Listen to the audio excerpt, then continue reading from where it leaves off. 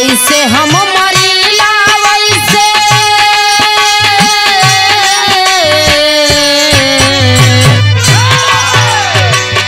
जैसे हम मरीला वैसे मारे लूकिना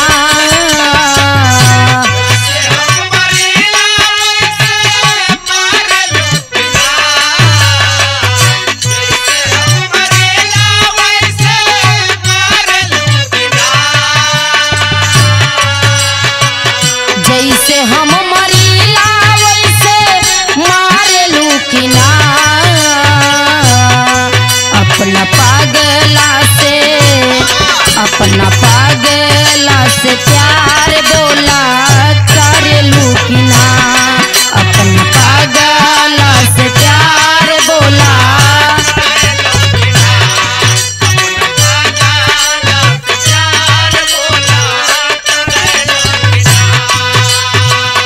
आहो हम भरीला तू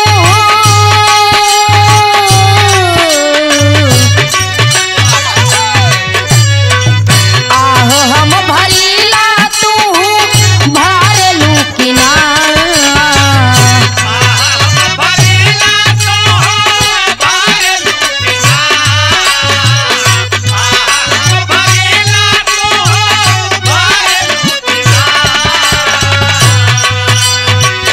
आहो हम भरीला तू भार लूकिना अपना पागला के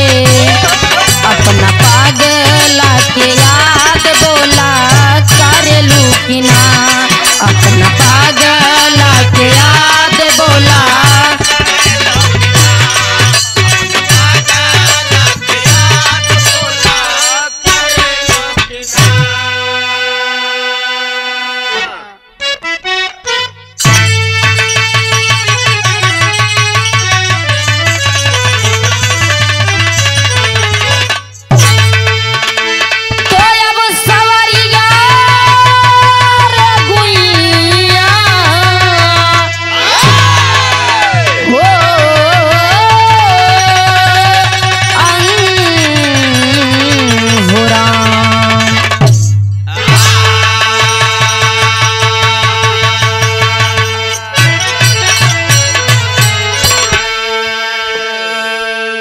अच्छा बाबूजी, मैं लोकगीत बिरहा गायिका प्रियंका स्नेही जिला सुल्तानपुर के धरती से आज कृष्णा स्टूडियो के माध्यम से अजय भैया के देख रेख में एक छोटा सा बिरहा आप लोग के बीच में भेज रही हूँ।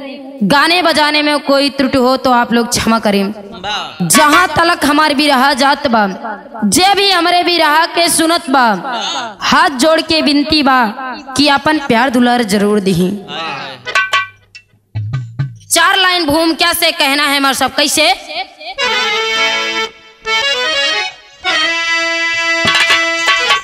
सूर्य की किरणें जब है पड़ती धरा पर, चारों ओरी उजाला सछा जाता है। झूमती मस्त होकर सुमन डालियां, उन पर जाकर के भंवरा ये मर आता है। हाल कहती हूँ एक साहू जी का सुनो, अरे हंसता या खेलता सुंदर ये परिवार।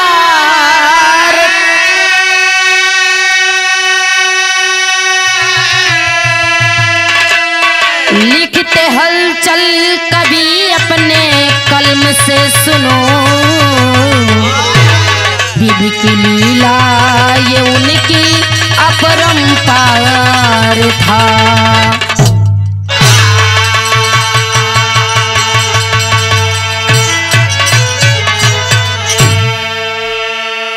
बिरहा में कवि जी एक लाइन का गजल लिखते हैं, कैसे मार साहब।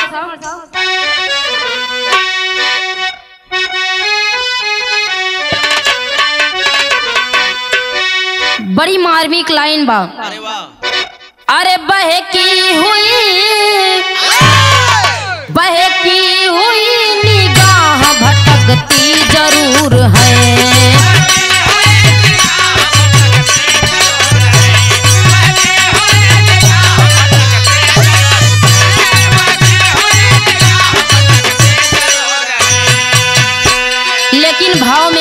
पड़ा। विधि की अजब सी लेखनी सरकार हो गया।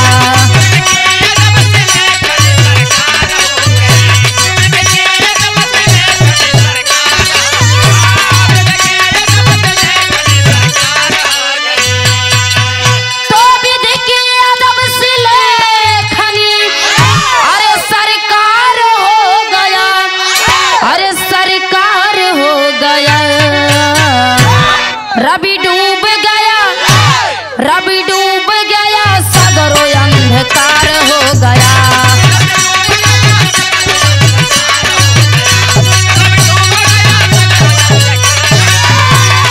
जियो।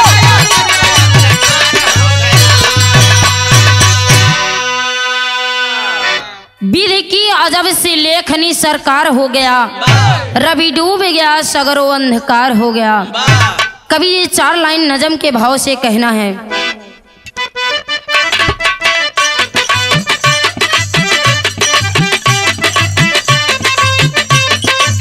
सुनो कहानी एक साहू की बताती हूँ, खेल 3 लाल गोदी में सुनाती हूँ।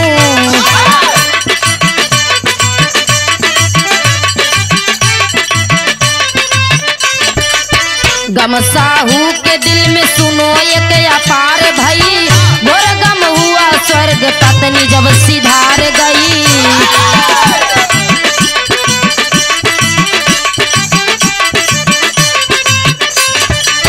आई चकमक दीदा वाली नर नबेली थी, 3 बच्चों को लाती सुंदर छबीली थी।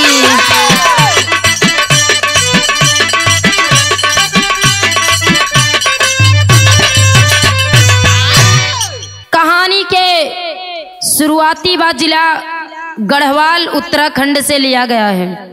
उसी उत्तराखंड में एक साहू नामक परिवार घर गुजारा होता था और साहू की पत्नी और उनके 3 बच्चे, घर गुजारा अच्छे से हो रहा था। ये भैया एक समय आया, घटना ऐसे घटा कि साहू की पत्नी का स्वर्गवास हो गया। तीनों बच्चे अनाथ हो गए। बड़ा वाला बच्चा 7 साल का और बीच वाला बच्चा 5 साल का और छोटा वाला 3 साल का। 3 बच्चे साहू के और पत्नी का स्वर्गवास हो गया। उसी समय जब घटना घटी तो साहू जी बाहर कमाते थे, गोवा में बाहर कमाते थे। जब इतनी सुने जब खबर तो आए। जब आए तो घर पे देखे तो ये हादसा हुआ था। बड़े टेंशन बड़े सोच में पड़ गए साहू जी कि घर परिवार गुजारा अब कैसे होगा। लेकिन समय बीतता गया। ए बाबू, धीरे धीरे जब समय बीतता गया बच्चे भी थोड़े सयाने हो गए। जब सयाने हो गए बच्चे तो साहू जी को गांव वाले सब लोग कहने लगे कि भैया ऐसे आपका कितने दिन गुजारा होगा, समय कैसे कटेगा। लेकिन साहू की पत्नी जो थी मरते मरते एक बात कह के गई थी कि दूसरी शादी कभी मत करना। साहू को अपने पत्नी का बात याद आ रहा था। सोच रहे थे कि हमारी पत्नी मना करके गई है और मैं आज अगर शादी कर लूंगा तो हमारी पत्नी का आत्मा और दुखी हो जाएगा, बात अधूरी रह जाएगी। लेकिन अरे बाबू, गांव वालों के कहने से साहू जी एक दुल्हन से शादी रचाकर अपने घर को लाते हैं। जब घर को लाते हैं दुल्हन होता के हमारे साहब उड़ान के भाव।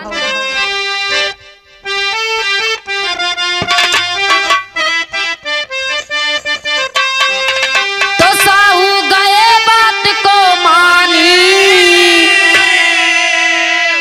घर में लाए दूसरे। अरे राम बताई एक साहू कई बतिया, ए भैया बताई एक साहू कई बतिया। आपन यस लड़का ना जाने दूसर माई बताई।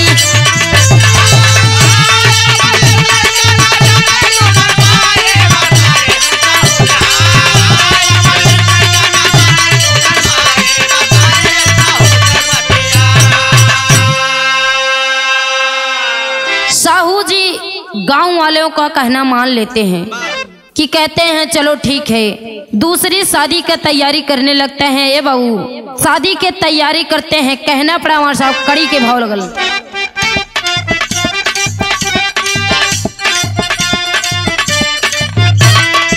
चकमक दीदा वाली आई,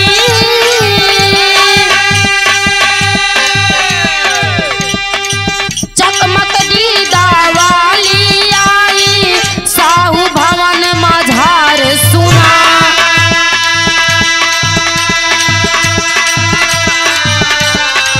छैल छबीली रहली गोरिया,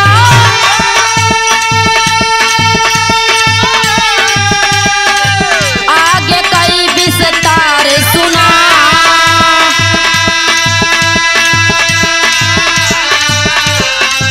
जोड़ा मिली गा बढ़िया साहू के,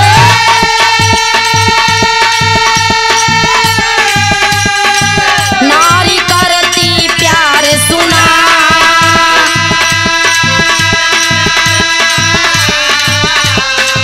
झारई को छई खूब लड़िका के, झारई को छई खूब लड़िका के, करती बहुत दुलार सुना। झारई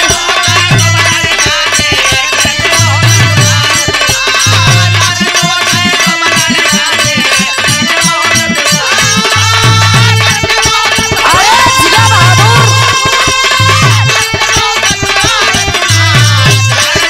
बहुत अच्छे।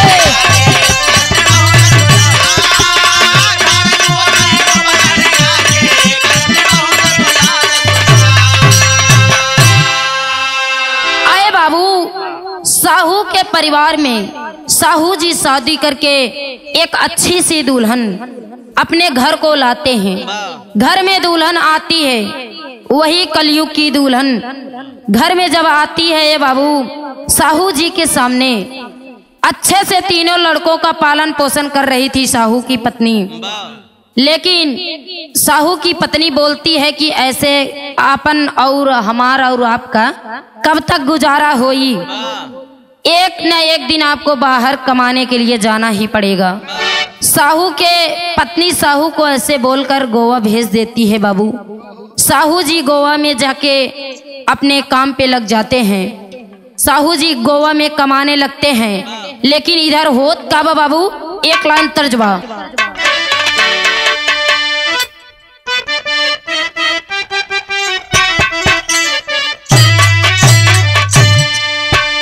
इहे तर्जबा। तो रतिया होला गरमिया, रतिया होला गरमिया, ना डोलई पवाना वाना।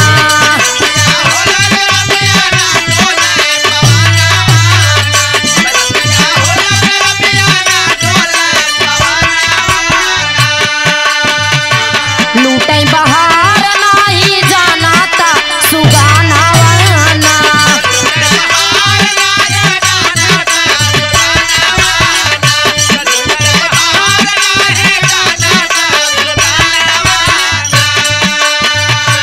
घरवा आवे रोज दीवाना,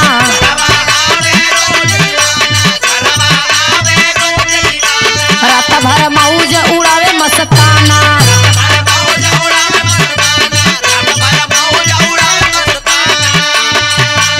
घरवा आवे रोज दीवाना, रात भर मौज करे मस्ताना। बड़का लड़का एक दिन, बड़का लड़का एक दिन देखा भरे नया नवाना।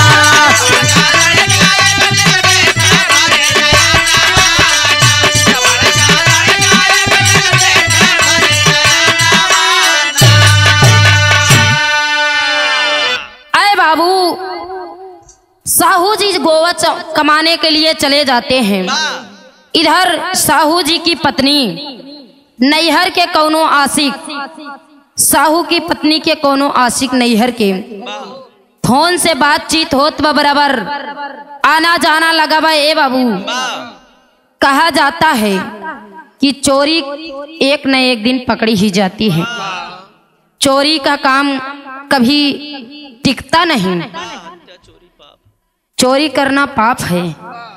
भैया साहू के घर में रोज साहू के पत्नी के दीवाना, गांव का आशिक, नैहर का आशिक आना जाना लगाया रहता है।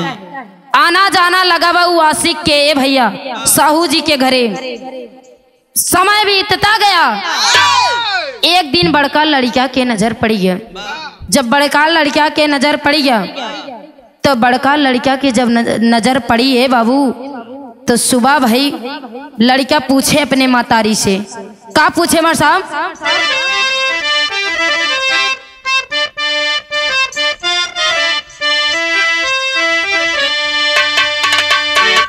बाबू जब घरवा में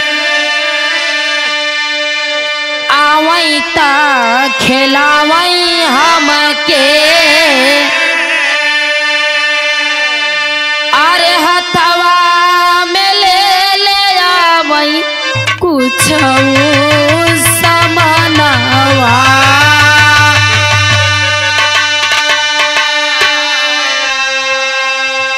रतिया के आवई और रोज चला जाई कैसे, अरे बेपीरा भूले बाबू अपना सुगनवा।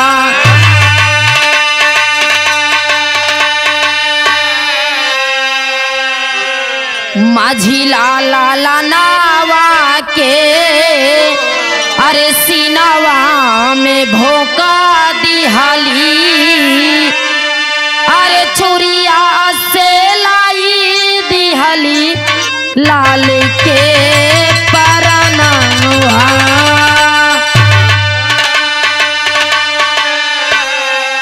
छोटका लाला नावा का हाथा माई पैया लागी, अरे बाबूजी से कुछ नहीं कहबई माया नावा।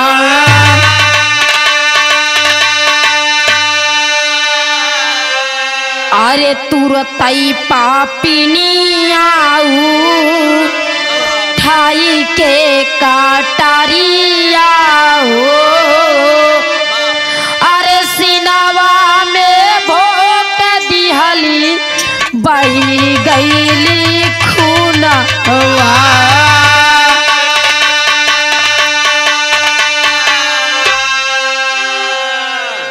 अरे बाबू लड़का जब देखत बा कि रोज आना जाना लगा बा, लड़का पूछत बा कि ए माई ई रोज रतिया में के आवत है के चल जात है, कुछ पता नहीं चलत। माई कहिन कि ए बिटवा ई तोहार पापा हैं, आवत हैं राती में, रात में आवत हैं, सुबह हो ड्यूटी चला जात हैं। बड़का लड़का गिड़गिड़ाई के रोई के कहत बा कि ए माई हमार बाबू आज हमका लोग के इतना बिसराई दे हैं, ऐसे तो हमारे बाबू कभो नहीं आवत रहें। जब आवत रहें तब कुछ ना कुछ हाथे में लेके आवत रहें, लेकिन हमार बाबू आज इतना निर्दयी हो गए कि अपने तीनों लड़का के भूल गए। अकेले आवत हैं, मम्मी से मिल के चला जात हैं, हमका लोग के तनी के खबर नहीं देते हैं। इतनी बात जब सुन ले सु पापी नहीं बाबू चटाका खींच के मार के दिलिस, चटाका खींच के मरलस।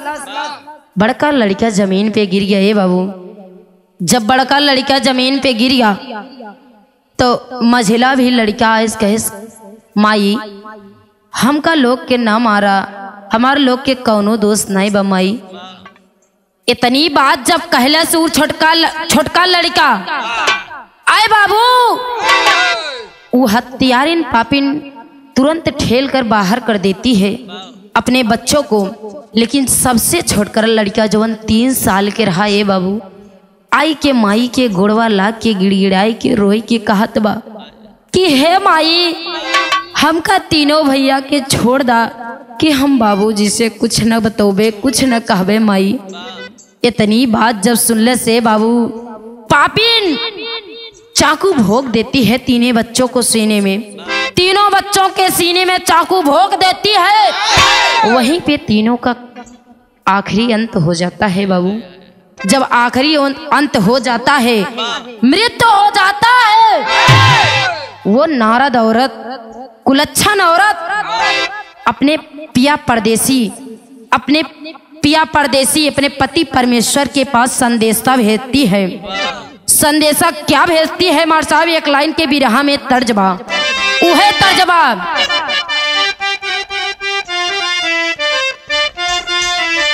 काशी जी के सेतुआ, अरे प्रयाग जी के बूटी हो, काशी जी के सेतुआ प्रयाग जी के बूटी हो, आवा मोरी भौजी तोर ओ खाली आई में कुटी हो।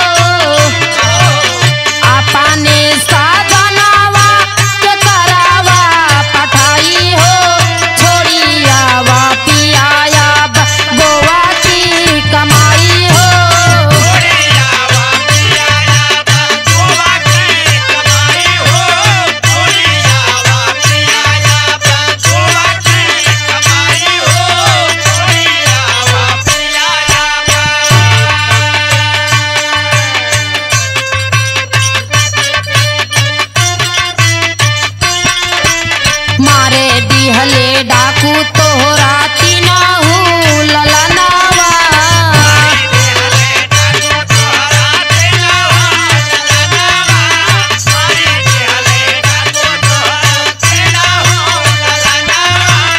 बड़े मुँह से किल से छोड़े हमारा परनावा,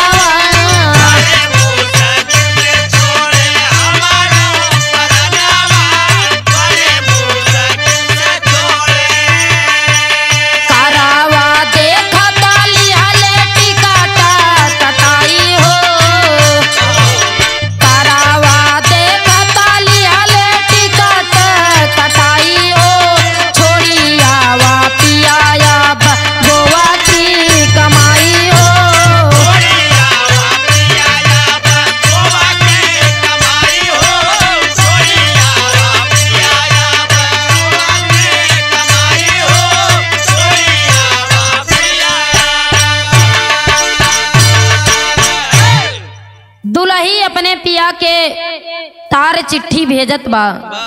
उहे में लिखत बा चिट्ठी में कि ए सैया घरे बहुत बड़ी घटना हुई बा कि तीनों लइकन के डाकू चोर मिल के मार डाले हैं। यह चिट्ठी में संदेश लिखत बा दुल्ही और कहत बा कि अब गोवा के कमाई छोड़ के चला आवा। ऐसे ऐसे घटना हुई बा, सारी बात बतावत बा दुल्ही। लेकिन आगे होत का मास्टर, एक लाइन के तर्जबा,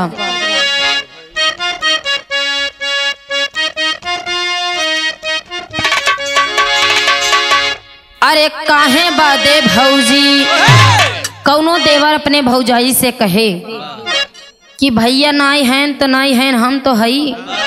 कहे कि काहे बादे भौजी, काहे बादे भौजी तू भइलू दास, काहे बादे भौजी,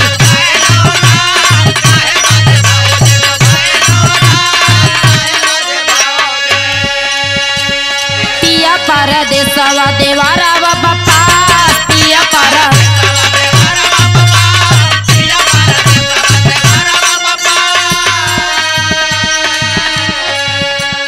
काहे बादे भौजी तू भइलू दास, पिया परदेसवा देवारा बापा, रे पतरेंगवा त नयन लड़ाऊ, रे पतरेंगवा।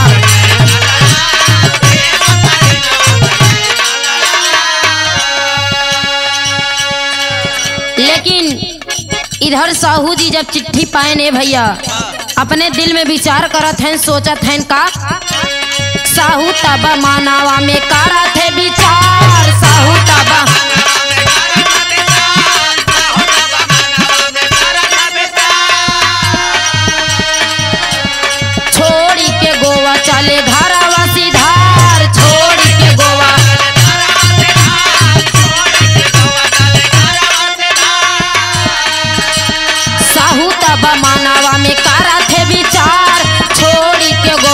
अब चले घर सीधा, हाय रे विधाता दिला विपत तू डार, हाय।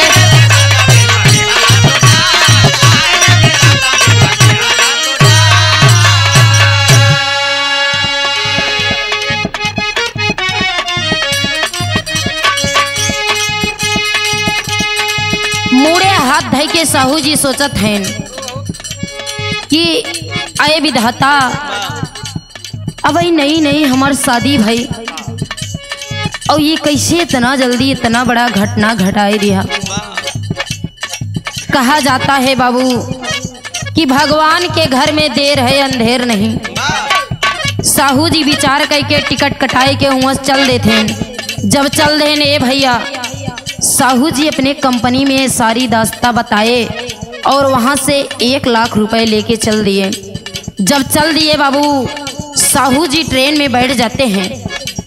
भगवान की लीला देखिए, साहू जी जैसे ट्रेन में बैठते हैं, साहू जी के पीछे 4 चोर लग जाते हैं। जब 4 चोर लग जाते हैं तो हमारे साहब होता क्या,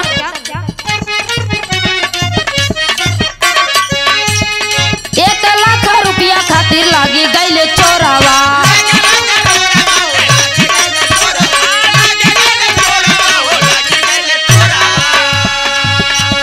दूसरे के हाथे तब बेचे सारा करवा,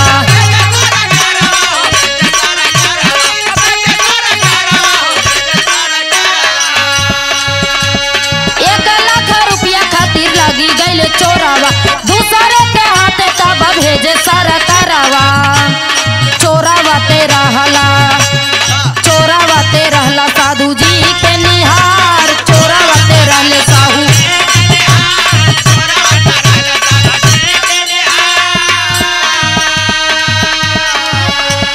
चोरावते रहले साहू जी के निहार, हाय रे विधाता दिला विपत तू डार, हाय रे विधाता दिला।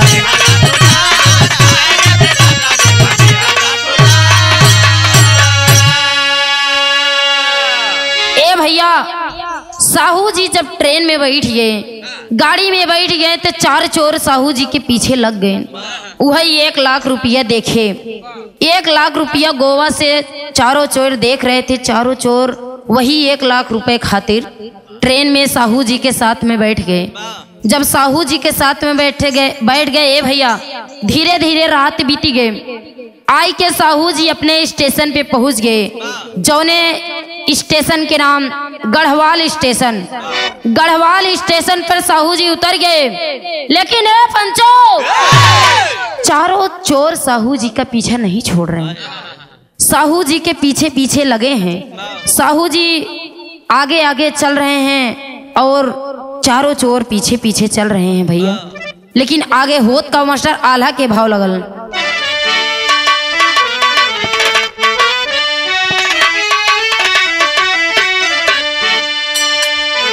आगे आगे चाले पीछे पीछे चाले चोरवा ये भैया, शाम के समैया राही सुना मोरे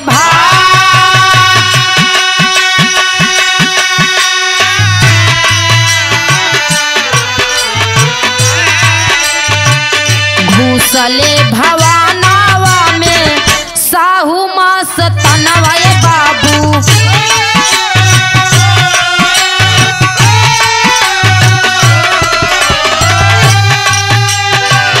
पीछे पीछे चोरावागा ये नवोलिया,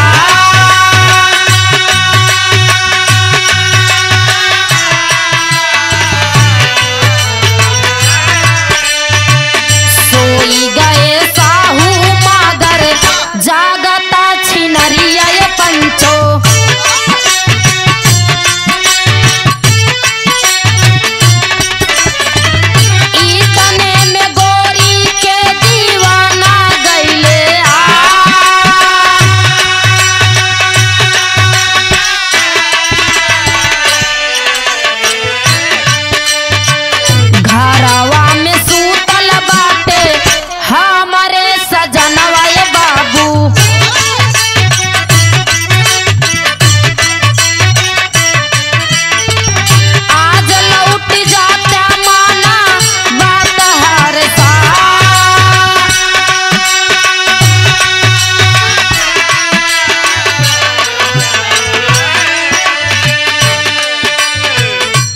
जैसे तीनों लाड़ी काटे गर्दनवा ये रानी।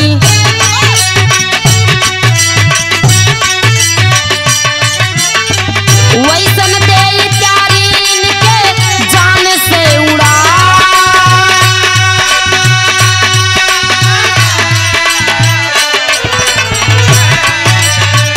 जाई से कटारी आऊ खाए मार दनवा ये पंचो।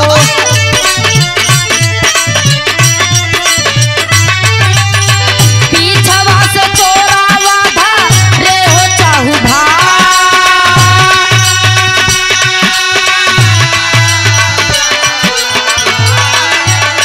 चोरावा छिनारावा में भाई मार पिटिया ये बाबू।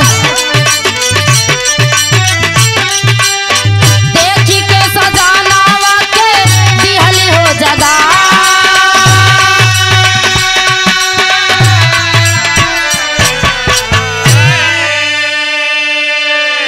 अरे बाबू आगे आगे साहू जी पीछे पीछे चोर। जाते जाते शाम हो गए। जब शाम हो गया जैसे साहू जी घरे में जात हैं और पीछे पीछे चारों चोर साथन जात हैं।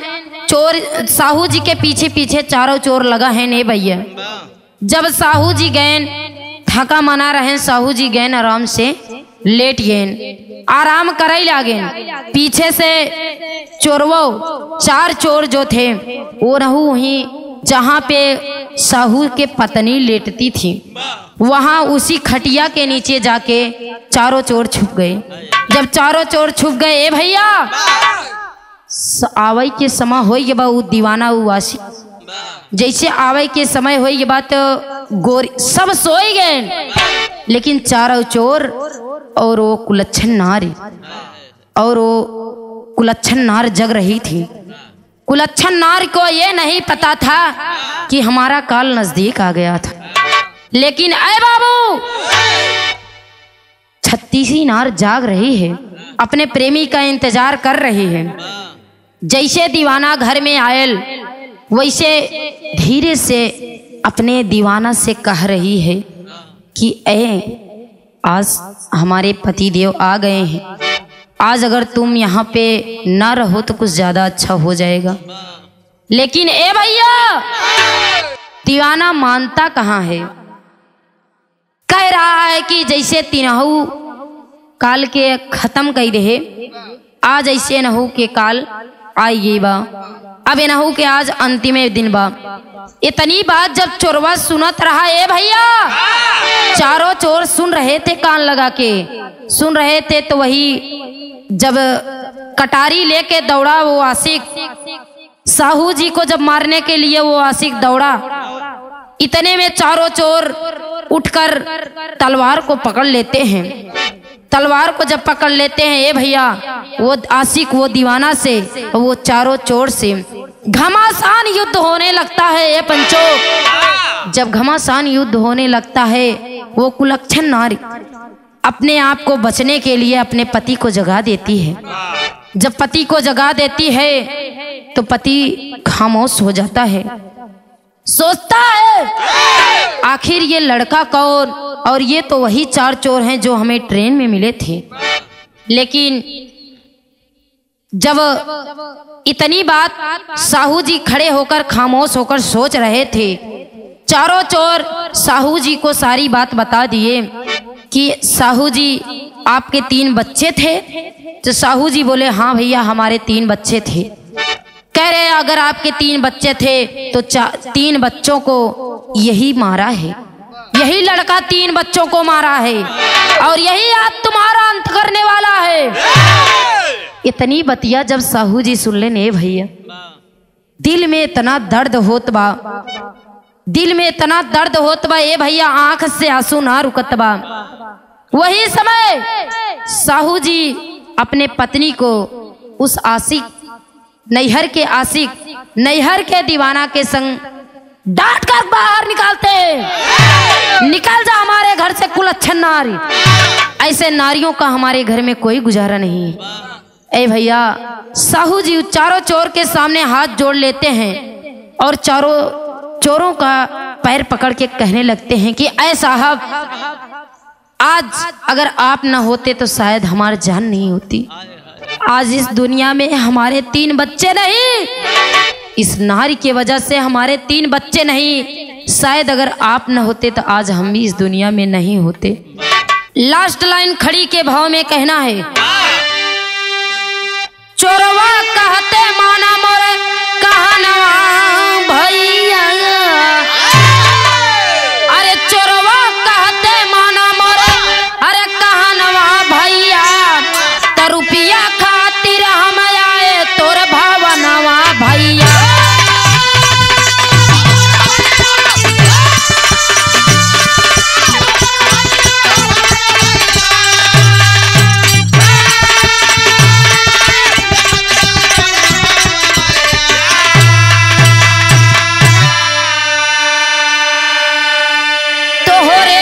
कवन के यह सार मरले सा तो हूँ के मारई बदे कटरी आई उठवले, सोचे से तो ले ई जनवा भैया, सोचे से तो ले अरे ई जनवा भैया, तो रुपया खातिर हम आए तोर भावनवा भैया।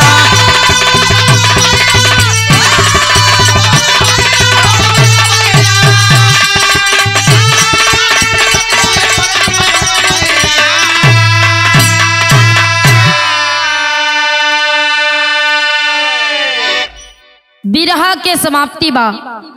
उ 4 चोर के वजह से साहू भैया के जिंदगी बच गया। ये बाबू साहू भैया के जिंदगी बच गया। साहू भैया जवन 1 लाख रुपया ले रहे सब उठाए के चारों चोर के बांट देहन।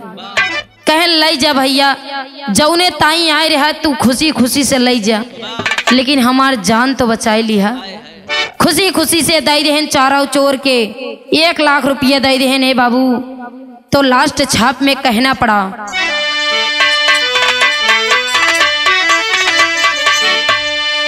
बाबा दीन गुरु बुद्धराम कहते हैं अब समझ आई,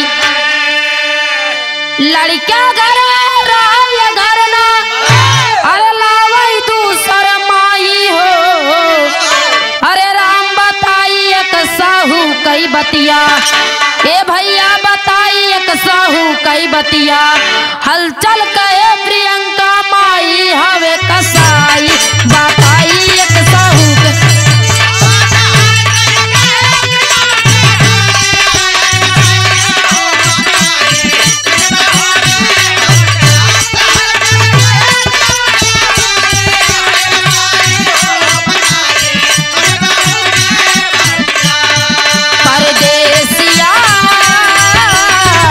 चली रे चली।